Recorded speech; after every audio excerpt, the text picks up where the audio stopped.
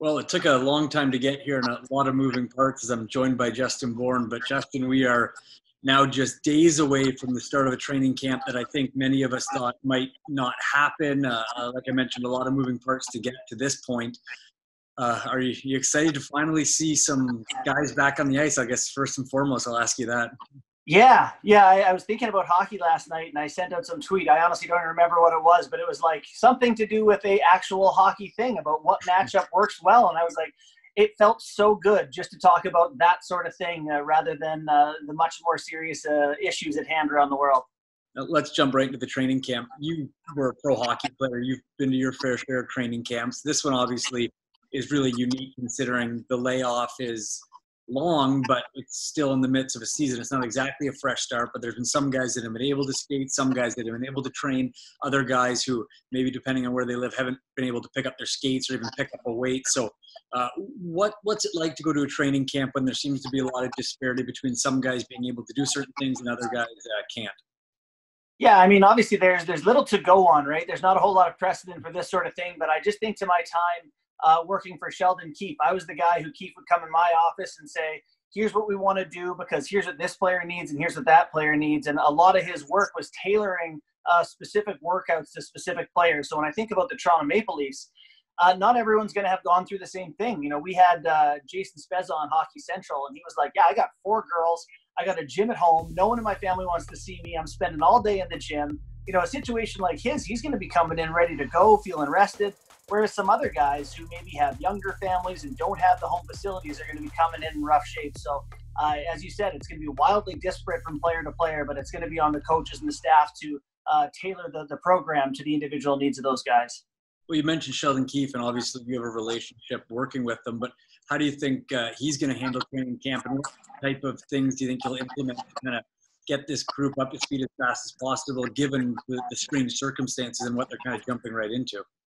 I think you just got to refresh this team on how to defend because, like, we know they can score. You can just throw pucks on the ice and they're going to be okay in that regard. But this has been a problem for the Leafs all year. I think they were 3rd in the NHL in goals for and 27th in goals against. So I think there's going to be a lot of system work where you get on the ice and as much conditioning as the guys need. It's going to be about structure and avoiding those major breakdowns that cost them because there's no guarantee they'll get great goaltending. Freddie's been rough in Octobers in the past, so I imagine it'll be a lot of defense first focus, and then he'll hand the keys over to someone who'll put the boys through the conditioning paces.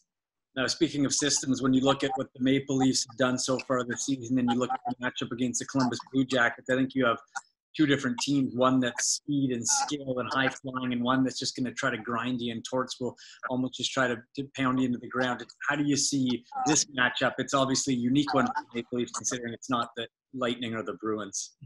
Yeah, that's a great way to put it, though. Like they're just totally different teams, and there's such a big physical team there in Columbus. I think they will have a little bit of trouble handling a healthy Maple Leafs team. There's just so much elite high-end skill that it's great to be big and to be physical and all that, but when guys are fresh, it's really tough to slow them down. I think it actually works in the Leafs' favor that it's not a 7-game series. You know, as one would get longer into a series like that, you would think the grinding would wear on some of the skill guys, but over a course of 5 games, I still like the Leafs' ability to just outskate the Columbus team who maybe doesn't have the same top-end skill as Toronto. And Justin, we get so caught up like we're doing right now, kind of comparing teams and systems and all that. But given the fact that this is a very strange circumstance and these guys are heading into a bubble or a safe zone, as the league likes to call it, I think you'd be almost hard pressed, or, you know, you have to think about the emotional side and kind of what it's going to be like. Now, you play pro hockey, like I mentioned, and you are obviously still close to a lot of players and know that mindset. I know we can't guess it because we've never seen it before, but just kind of how do you think these guys will handle being in a hotel, not just for a week or a couple of days, but for the long haul and not exactly able to see family and maybe the normal things that they would for their routines? Yeah, and this is where it's like the player side of it doesn't help me much. So I imagine you've got as much insight as I do into the idea just that the people you care about most aren't going to be around, and that affects your ability to do your job, and to varying degrees. I think there's some guys who are going to be like, all right, great, let's go. You know, and then there's other guys who are going to be having a baby in the coming weeks and have a lot on their mind. So, you know, you mentioned the different fitness levels off the top. I imagine the emotional states are going to be wildly different from player to player too. we'll see some different players potentially opt out based on that. But man, it's from guy to guy, the experience is going to be wildly different. Now, I'm going to put you in the spot and maybe ask for a little bit of prediction. You're looking at Leafs training camp, and who do you think is going to be the guy that kind of really steps up and right off the hop is the guy that might give the Leafs a chance here?